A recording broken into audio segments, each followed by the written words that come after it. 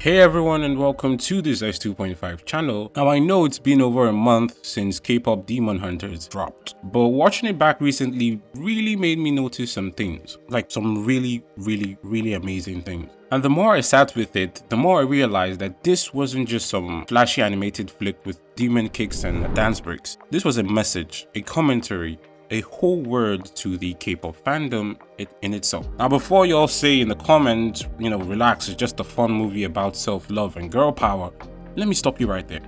Because this movie was carefully crafted from the perspective of someone who really loves K-drama and K-pop culture. And once you start picking apart the layers, it gets really interesting.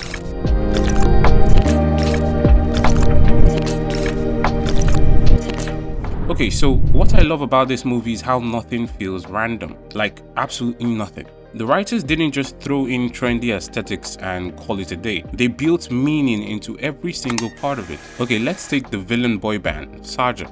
At first, they're just your typical heartthrob group, brooding, mysterious, jawlines sharper than my GPA in secondary school, but the name Saja is actually the Korean word for lion, which paints them as a pride of dominant powerful idols. But get this, it's also short for Josung Saja, which means the Grim Reaper in Korean mythology. I'm sorry I don't speak Korean, so I'm sorry for butchering that. They're not just dreamy performers, they're symbolic reapers, using charm, visuals, and weaponized fan service to literally drain the life of their audience. And that's not accidental, that's detail. Even the fanbase of the HUNTR, named Hunmoon, sounds like a classic fandom name, but it hints at a spiritual bond between the idols and the fans. The kind of bond that almost becomes an obsession. These writers knew exactly what they were doing, and we'll get to see that in the next section.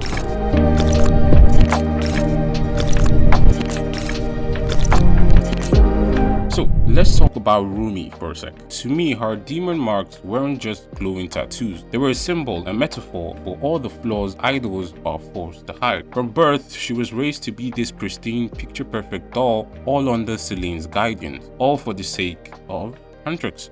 But here's the kicker. She's being trained to fight demons, while being taught that she herself is one. That's actually insane. But it's also the K-pop industry.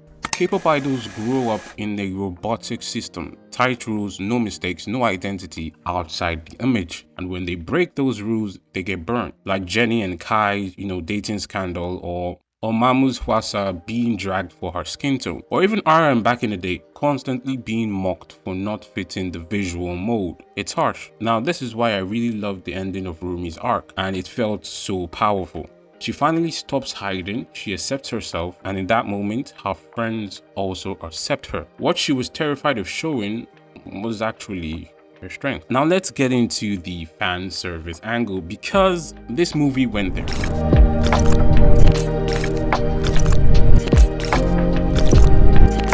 In this movie, the girl literally harnesses magical energy from their fans. Their performances are what powers their demon slay. That energy is called Hunmoon. It's a literal metaphor, because in real life, idol survival depends on the emotional connection and how loyal your fans are, how invested they become. But here's the danger. That loyalty can turn into entitlement, like when the HUNTR girls missed just one show and everything collapses. Fans lose it, their energy fades, demons show up. That's the price of conditioning fans to feel like they own you. There's also another part of fan service that we'll get to talk about, and it mainly has to do with Saja and weaponized fan service.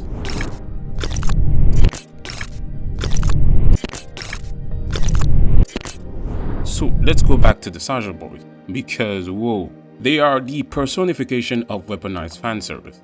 Everything about them is intentionally over the top, from their names, Roman Saja, Mystery Saja, Baby Saja, Abby Saja. I mean, Baby Saja, come on.